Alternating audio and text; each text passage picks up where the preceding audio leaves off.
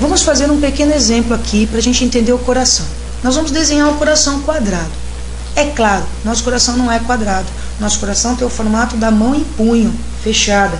Ele tem formato piramidal. A gente vai estudar isso um pouco mais tarde. Mas a gente vai fazer uma representação quadrada para você conseguir guardar isso ou para eu poder explicar um pouquinho melhor. Nosso coração não é quadrado, tá? Primeira coisa que a gente vai fazer, dividir esse coração em superior e inferior. Por quê? Porque o sangue que chega ao coração vai chegar sempre nessa região. E o sangue que vai ser ejetado do coração vai ser ejetado sempre por essa região. Puxa, eu já disse que o coração tinha uma outra divisão. Qual é? Isto. Uma divisão mediana aqui no sentido vertical. Separando o coração em lado direito e lado esquerdo, que a gente explicou a questão do sangue venoso e do sangue arterial. Então, nosso coração quadrado, ele é dividido em 4 quadrantes. 2 quadrantes superiores, 2 quadrantes inferiores e, além disso, um lado direito e um lado esquerdo do coração. Vamos avançar um pouquinho. Olha só que bacana. O septo é uma estrutura que separa 2 lados. O septo atrioventricular separa a região superior da inferior do coração. Ele é contínuo, tem um esqueleto fibroso bastante intenso, separa bem os átrios dos ventrículos, por isso ele se chama atrioventricular. E a gente já aprendeu então agora que as cavidades superiores chamarão-se átrios. Nós temos um átrio direito e um átrio esquerdo. O átrio direito está separado do átrio esquerdo pelo septo interatrial. Lembre-se, inter, está entre. O septo interatrial separa os átrios direito e esquerdo. Por outro lado, na cavidade inferior, nós também temos um outro septo dividindo o lado direito do esquerdo. As cavidades inferiores chamam-se ventrículos. E aí nós temos um ventrículo direito e um ventrículo esquerdo. Lado direito do coração, sangue venoso. Lado esquerdo do coração, sangue arterial. Só que tem alguma coisa errada nesse desenho. Como é que o sangue chega aqui? Não tem nenhuma abertura. Como é que ele sai daqui do ventrículo? Também não tem nenhuma abertura. A gente vai precisar mudar um pouquinho essa configuração, esse desenho. Entenderam então as divisões entre os septos? Muito bem, vamos seguir um pouquinho adiante. Olha só, fizemos aqui algumas aberturas. Veja lá, o átrio direito é o átrio que recebe sangue de todo o corpo, sangue venoso. Então ele recebe sangue da veia cava superior e da veia cava inferior. Lembre-se que veia conduz sangue do corpo para o coração. Um átrio é uma cavidade que recebe esse sangue. Então todo o átrio vai estar ligado a veias. As veias cava, superior porque trazem sangue da cabeça e dos membros superiores, e inferior porque traz o sangue de toda a região inferior ao coração. O sangue que chega pelas veias cavas ao átrio direito vai passar para o ventrículo direito, que é o lado direito do coração, para que este ventrículo possa ejetar com muita força esse sangue para os pulmões, porque nós estamos aqui na circulação pulmonar. O sangue que sai do ventrículo direito vai para os pulmões. Todo o sangue que sai do coração sai por uma artéria. Então a artéria que conduz sangue do ventrículo direito aos pulmões se chama artéria troncopulmonar. Artéria troncopulmonar porque ela é um tronco que vai se subdividir em 2 artérias. Artéria pulmonar esquerda e artéria pulmonar direita. Então lembre-se que a artéria troncopulmonar é única e ela se subdivide para dar origem a 2 artérias porque nós temos 2 pulmões. Então olha lá, artéria pulmonar direita, meu cursor aqui está falhando, e artéria pulmonar esquerda. O sangue vai aos pulmões, sofre hematose e retorna ao coração, e todo o sangue que volta ao coração volta em um átrio. Se ele sofreu hematose, é um sangue arterial, então vai entrar no átrio esquerdo. Nós temos 2 veias pulmonares direitas, 2 veias pulmonares esquerdas. São, na verdade, 4 veias pulmonares que desembocam no átrio esquerdo. Do átrio esquerdo, o sangue arterial passa para o ventrículo esquerdo. E o ventrículo esquerdo é o responsável por ejetar o sangue para todo o corpo. E a artéria principal, a artéria mais calibrosa, que recebe esse sangue, que vai distribuir para o corpo todo, chama-se artéria aorta. Esta artéria é a mais calibrosa do corpo, extremamente essencial e vai se ramificar inúmeras vezes. A gente até vai dar uma olhadinha nisso. Gostaria que vocês prestassem atenção nessa figura que está aqui do lado. Aqui estamos representando o coração quadrado, mas aqui não. Aqui o coração está no formato normal, formato de pera, formato piramidal invertido. Olha só aqui o átrio direito recebendo sangue da veia cava superior e da veia cava inferior, conforme representamos aqui. Olha o ventrículo direito ejetando o sangue pela artéria tronco-pulmonar. Ventrículo direito ejetando sangue pela artéria tronco-pulmonar. Atenção, ele ejeta para cima. Esta artéria não está para baixo. É como se nós pegássemos essa artéria e cruzássemos ela neste sentido. É assim que está o nosso coração.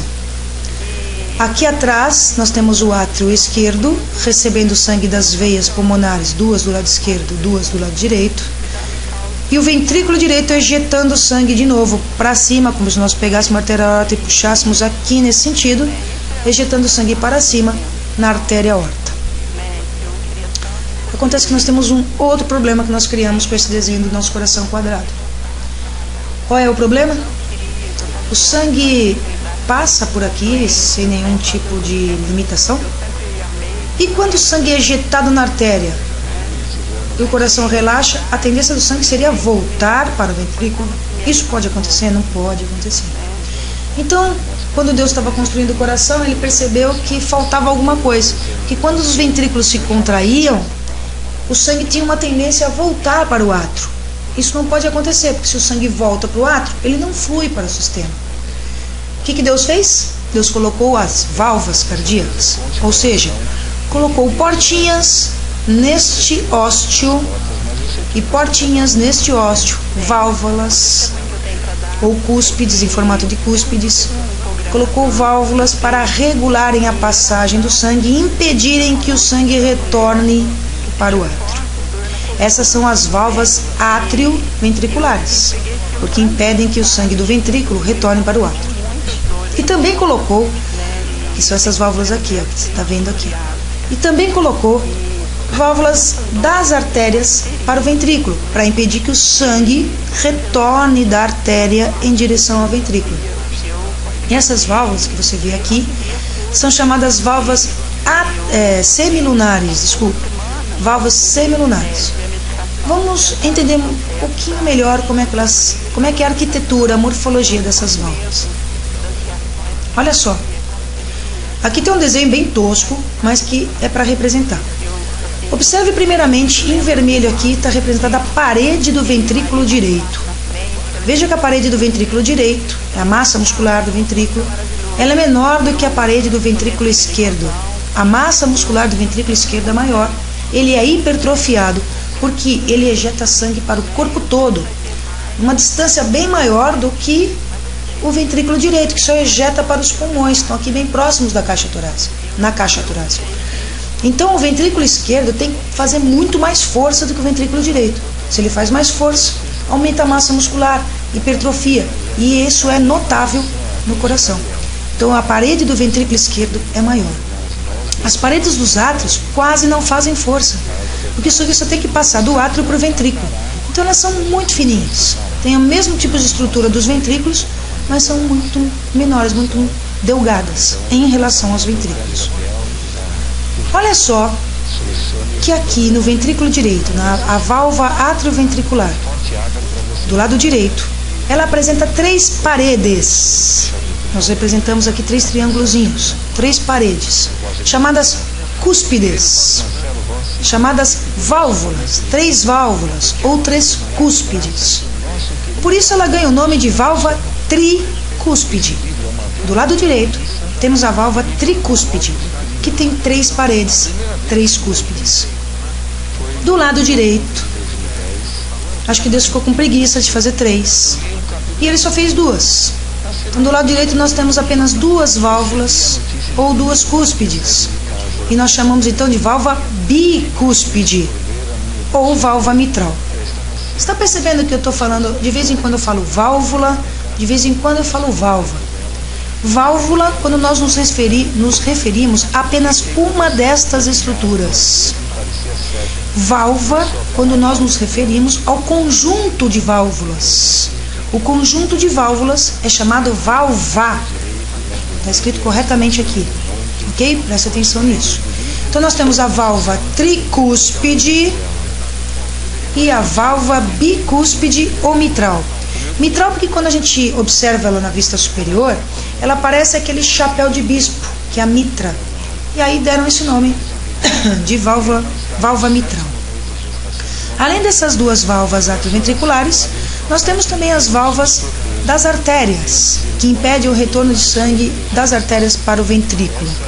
Estas válvulas têm formatozinho de bolsinho, formato de meia-lua, e por isso são chamadas semilunares. Semilunares porque tem formato de meia-lua. São 3 meias-luas em cada uma das artérias. A válvula semilunar pulmonar é a válvula que regula a passagem de sangue da artéria tronco-pulmonar para o ventrículo direito.